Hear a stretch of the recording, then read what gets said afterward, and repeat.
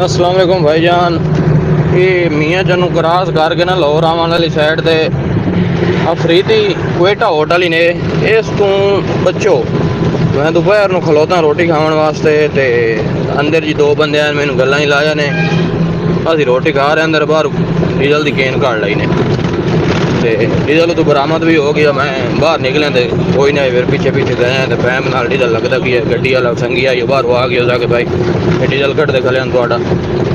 बाहर गए तो गुजर खाने जी ने रखे हो जाए चेक करो बच्चे होटल तो